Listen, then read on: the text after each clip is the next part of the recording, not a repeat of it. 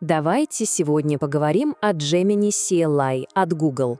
Это не просто очередной ИИ-помощник, а нечто большее — полноценный агент, который работает непосредственно в терминале.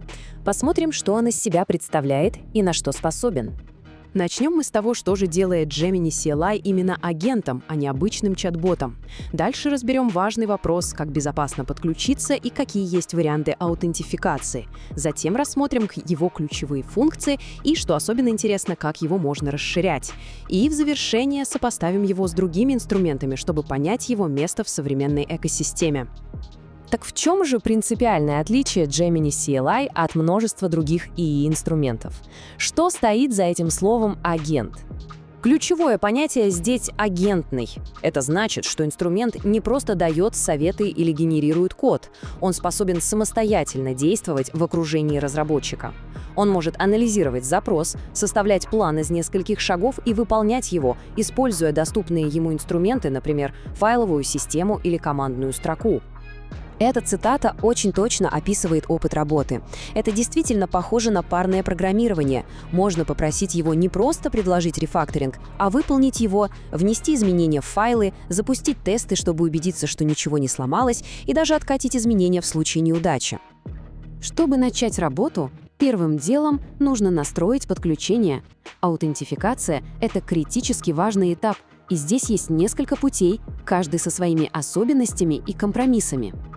Выбор способа напрямую зависит от сценария использования. Для личных проектов или просто для того, чтобы попробовать, достаточно войти через свой аккаунт Google. Для автоматизации, например, в скриптах или CI/CD понадобится ключ Gemini API. А для корпоративной среды, где на первом месте стоят безопасность и контроль данных, безальтернативным вариантом является интеграция через Vertex AI. А вот сейчас, внимание, очень важный момент, о котором многие спотыкаются. Наличие платной подписки на Gemini, скажем, Gemini Advanced, в веб-интерфейсе или мобильном приложении, абсолютно не означает, что в командной строке будет доступ к продвинутым моделям.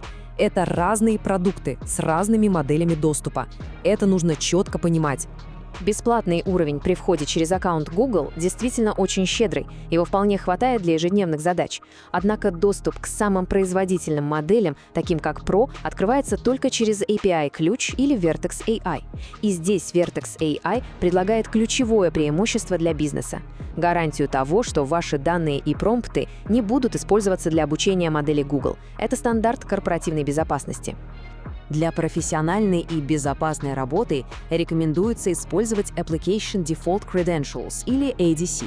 Это стандартный механизм в экосистеме Google Cloud, который позволяет приложениям проходить аутентификацию без необходимости где-либо хранить секретные ключи.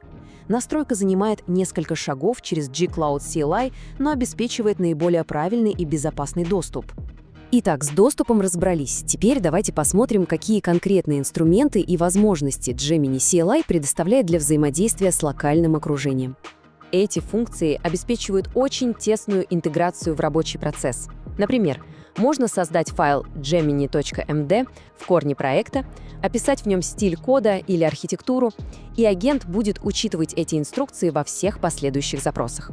А возможность вызывать shell-команды через префикс восклицательный знак позволяет, например, проверить статус гита, не выходя из диалога. Ссылка на локальные файлы через символ собака — это, пожалуй, одна из самых мощных функций. Можно легко передать на анализ любой файл, попросить найти ошибку, добавить документацию, как в этом примере, или даже провести полный рефакторинг. А неинтерактивный режим с флагом -p превращает Gemini из диалогового помощника в мощный инструмент автоматизации. Его можно встраивать в конвейеры CI/CD, например, для автоматической генерации документации при каждом коммите или для линтинга кода по сложным правилам.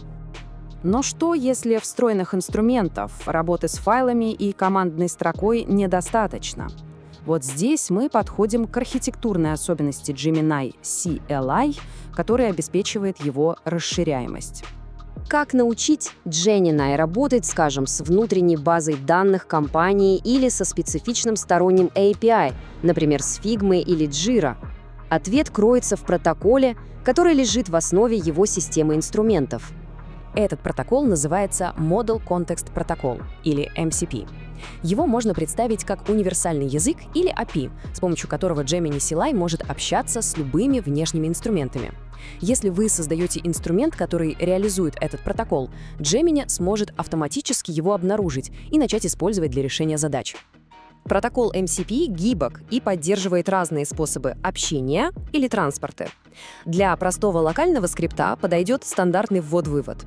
Для более сложных задач, например, для взаимодействия с локальной базой данных, можно поднять локальный HTTP-сервер. А для интеграции с облачными сервисами, такими как Figma или Stripe, можно использовать полноценные веб-сервисы. Это дает почти безграничные возможности для кастомизации. Итак, перед нами мощный и расширяемый инструмент. Но как он выглядит на фоне других решений на рынке? Давайте попробуем его позиционировать. Если посмотреть на конкурентов, Gemini CLI занимает интересную нишу. Он выделяется, во-первых, очень щедрым, бесплатным уровнем, что делает его крайне доступным для индивидуальных разработчиков и экспериментов. Во-вторых, это огромное контекстное окно. И в-третьих, что логично, это его глубокая интеграция с экосистемой Google Cloud.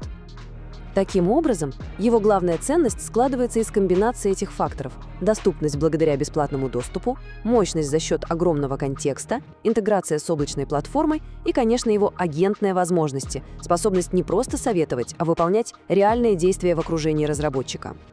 И это подводит нас к финальному вопросу для размышления. Инструменты вроде Gemini CLI знаменуют собой серьезный сдвиг.